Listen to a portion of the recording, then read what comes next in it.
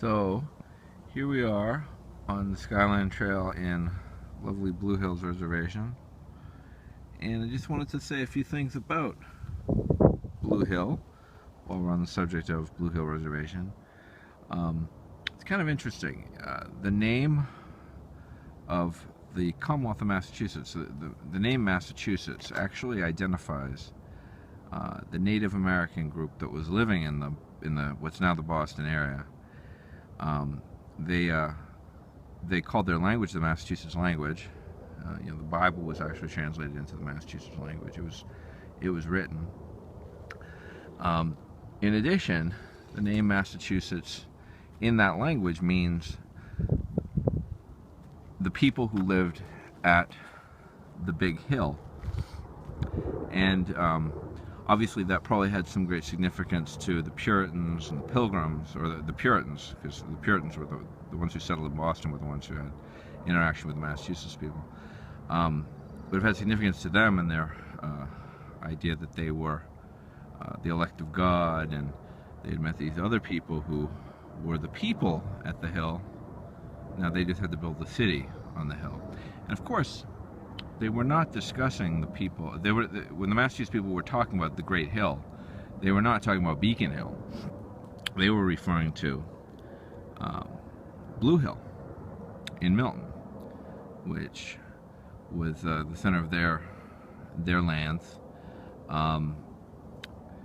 Milton, where Blue Hills is currently, was actually called Unquity, south of the Neponset River.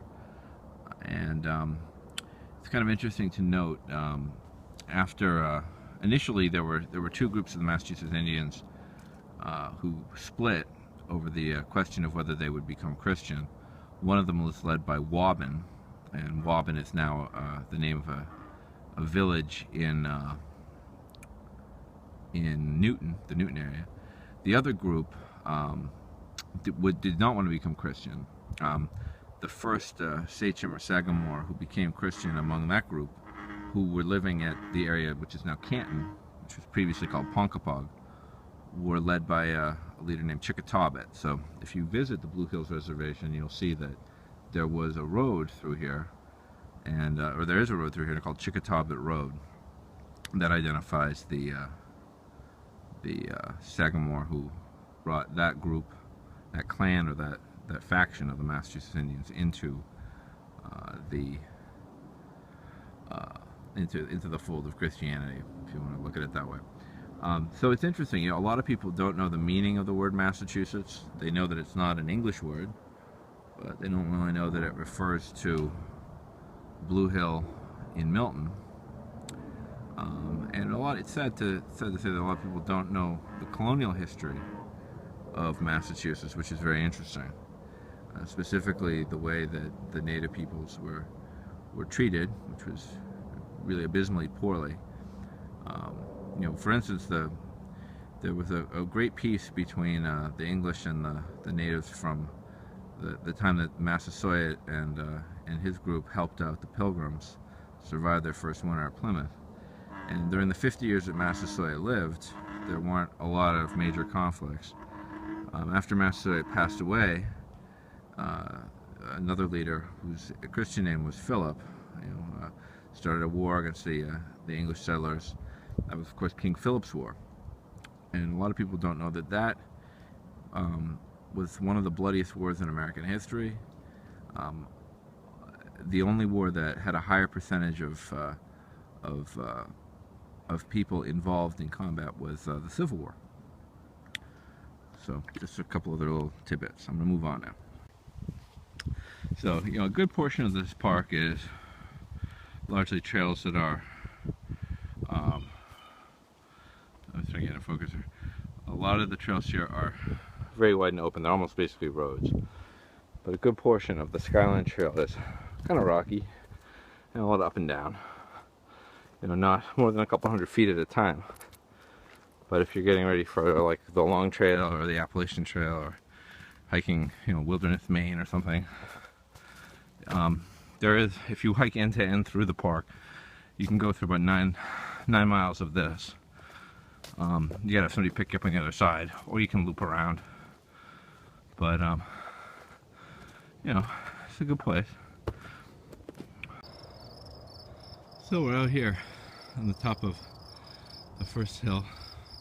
They're all not really hills, they're kind of hillocks of Blue Hill. Well, there you can see the city of Boston, Boston Harbor. You can see the islands. I believe they're called drumlins. They're all glacial. Blue Hills itself is basically a glacial deposit, a big glacial deposit.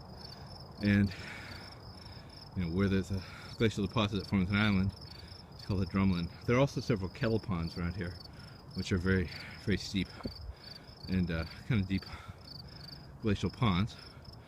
So this is just the first hill, looking down, looking east into Braintree. You can see why they like this place. It's a lot of rock. You know, if you cleared away some of the underbrush, you'd have nice places to sun yourself on the rocks. Probably stayed warm. And I'm gonna keep going. So, you know, a good portion of this park is largely trails that are I'm trying to get in focus here. A lot of the trails here are very wide and open. They're almost basically roads. But a good portion of the Skyline Trail is kind of rocky and a lot up and down. You know, not more than a couple hundred feet at a time. But if you're getting ready for like the long trail or the Appalachian Trail or hiking, you know, Wilderness, Maine or something, there is, if you hike end to end through the park, you can go through about nine miles of this. You gotta have somebody pick you up on the other side, or you can loop around. But you know, it's a good place. Now this is a better example of how rocky this can be. I mean, this is the actual trail. So, a good place to get your ankles ready for more rigorous terrain. So just to show again some of the verticality here, that's even a word. A lot of rocks, a lot of granite. You know, this area of Milton is right next to Quincy, Mass, which was the home, or is no longer used to quarry granite. But there are a lot of quarries in Milton and Quincy, and you can see why this stone here was never quarried here, because again, this was, I believe, part of the last lands of the Massachusetts Indians. This was that's why it's, I believe, still called a reservation. But you can see here, it's really lovely. A lot of lichen. And this certainly isn't the Appalachian Trail or anything, but it is not a bad place to get a little practice and break in some boots, which I'm doing now. I'm breaking in these boots here. You can see them. These are Vask St. Elias. They're nice and lightweight, maybe a couple pounds. Now, some people who do the Appalachian Trail have been suggesting that it's best to use trail runners, but I like my ankles and my 41-year-old body are not as not what they once were, and I feel a lot safer having, you know, full boot, especially like this.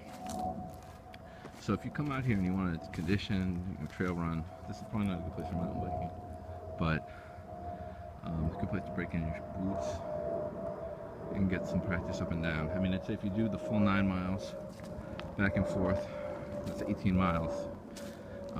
Not a lot of people are going to do that in a day, but there is a lot of up and down, and get used to traveling. And we are in a flight path here, the Logan Airport. There still is a flight path over Milton. So, anywho, we'll keep going. I'll show you some more of the spots here. And that is a coyote. I don't know if you can see him. There's a coyote over here. That was a big boy too. It was a full-grown coyote. He was right on the other side of the bushes over there. Full-grown coyote. I've seen them around town, and you hear them sometimes yipping at night, late at night. That was back last fall when I believe coyotes have their litter at the end of the summer, and so the kits, or the baby coyotes, the pups, were out running around. I saw them around town a couple of times, and they look really scraggly, but that's usually when they're young. their fur comes out. Looks like they're kind of mangy. We just had a guy, I think he was over here sunning himself, and I interrupted him.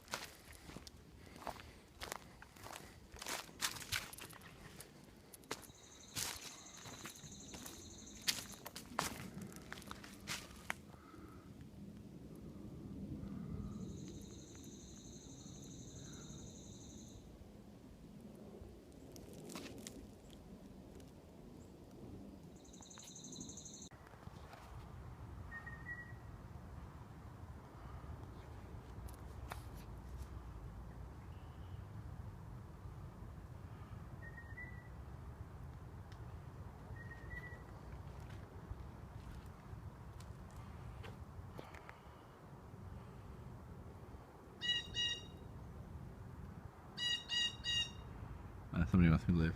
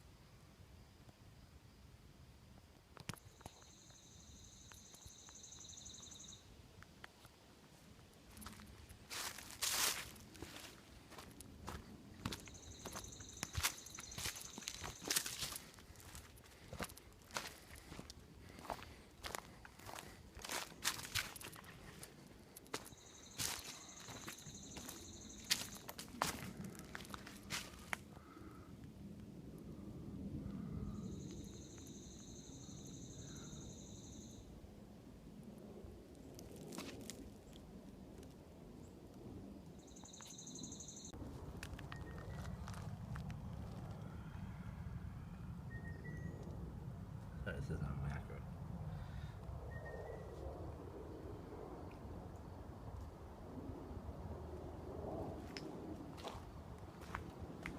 I was getting a call. I think it was a Whippoorwill.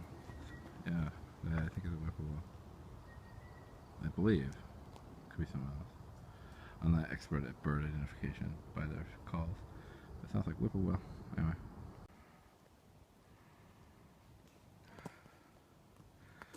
So again, this is one of the more precarious climbs. Got a nice cliff face over here. And again, this is a good place to break in your boots. I'm just wearing dress socks because I didn't want to have any padding. My feet are very soft. I have some darn tough padded socks and liners and stuff. So I've worn these with those and I didn't have any real discomfort. But wearing thin dress socks, I do feel in my toes that there is, you know, potential for some blistering, which is good to know now before I get out in the middle of nowhere. So, but you know, if you wear padded socks, you're gonna be alright. It's very important when you're breaking boots to go into this kind of terrain because you get a much better idea of the fit and give your feet a chance to tighten up and get a little stronger. So anyway, back to this.